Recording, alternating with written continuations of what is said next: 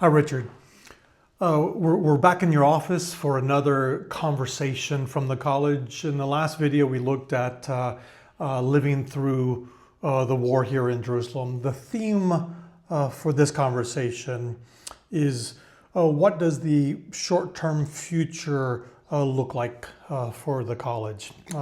We're in midsummer. We're not far away from our regular summer leave. In fact, we both have colleagues all over Jerusalem who've already gone home. But how do you assess the immediate pathways, the trajectory of the college looking into the autumn? Are there some positive things that we can anticipate or suggest to others? Well, we have learned that we can't bank too much on what's happening now being the situation that might be in a week or a month's time. And just over a month ago, I was feeling really reasonably positive about us beginning to restart. We'd got a group booked to come in July. That had to finish because of the Iran-Israel war. And we set up a program of events of courses for the autumn. And then those became really under question. But then the situation changes again and a ceasefire is established. And if in the coming weeks there is no return to a worse situation, then maybe the autumn opens up again. And we do have some courses there which people signed up for in the past 3 and 4 months. I think it's a matter of how people feel about that. And I think what I would want to say to people is we will not run courses if we do not feel it's safe for people to be here. And people can register for courses, our pilgrimages, and then wait and see. And some people feel more confident about doing that.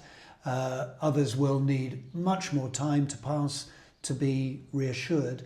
But you know, the thing with us in St. George's College is we are used to operating through times of great political uncertainty. We have been through intifadas, wars, and have had to have times of closure, and then times when smaller pilgrimages are possible, when fewer people feel confident to come. And we're going to have to do that again as we slowly build confidence. The Cathedral Close and the college are always an oasis of calm, except when there are times of more intense conflict as we have just had. And I think people can be reassured that the experience of staying in the college and being in Jerusalem will feel safe.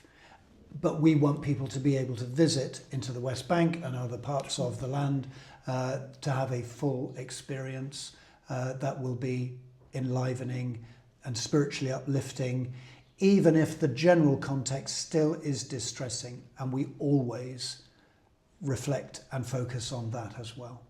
So I have a couple of follow-up questions, and in a way you've already addressed them, but one can, even though it's slightly difficult just as an individual, find their way here. But when would you project that it's safe and comfortable for people to come on our programs for a study pilgrimage? Well, I think the wider context tells us that partly when there are not travel advisories saying don't go, that makes it impossible. But because it's theoretically safe doesn't mean that people will feel it's safe or amenable for this type of experience. And we are taking bookings through the autumn, and certainly now if anybody wanted to come, either as an individual visitor but staying in the college, I would certainly say that's possible for later into the autumn. And for next year, yes, all our courses are there, our pilgrimages are there for people to book now. And of course then it's a little bit of a wait and see, and we hope that there is a steady movement to a safer and better time. And if anything prevents it, then we will put a pause on and say it's not possible. But we hope that because of the vulnerability of the situation for the Palestinian community and of all the people of the land, that there will be a backlog of people who want to come to show solidarity with us, to support the college, but also to support the people of the land who have endured so much. And I think coming on a pilgrimage as an act of solidarity is a very powerful thing, and I hope there will be numbers of people that will want to do that, and we would really encourage it in due time, not in these next few weeks, but further down the line. So there's been so much out of our control, but I mean, we have only been canceling programs 1 month out. In that sense, not really technically being closed, but there's a reality there. So our autumn schedule, certainly for the next couple of months, are open, and we would love to see individuals, perhaps be nice to have even some small groups or parish groups reach out to us. We hope so. I fully understand that people aren't really confident of flying into the situation right now, but planning 3, 5, 6 months ahead is a different thing. And I think what certainly we will be doing will be ensuring that a part of the pilgrimage experience, actually as it always is in the college, is encounter. And we will be strengthening that so that people will be meeting individuals and communities and groups who can witness to what they have experienced. So people will go back with first-hand testimony of the reality of what has been experienced and what people's hopes and fears for the future are.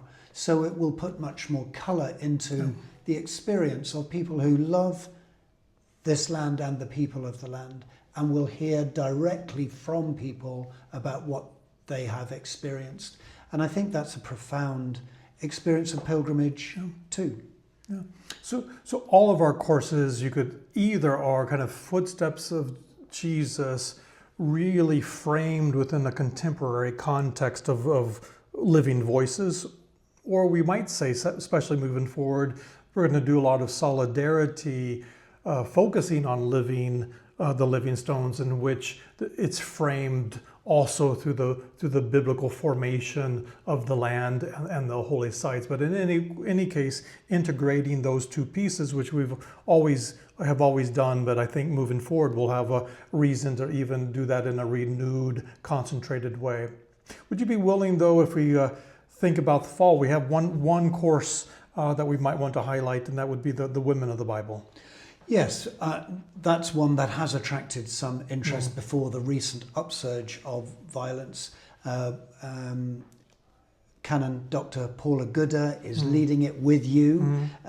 We ran it 2 years ago, and it was so good and really popular, and we're keen to run it again. And that's in the middle of October.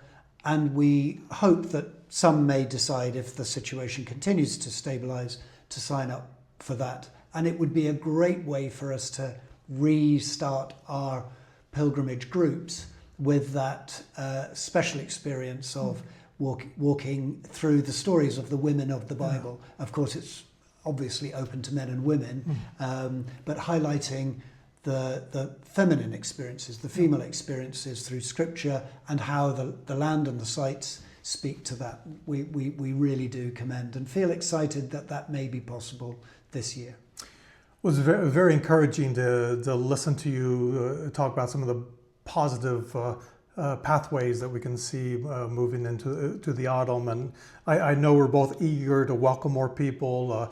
We both have been learning in tremendous ways, in some difficult ways, but we do believe this land and our programs are transformational, both in terms of understanding what's going on here and advocating for that, but also being able to have encounters here that transfer into ministry situations back home.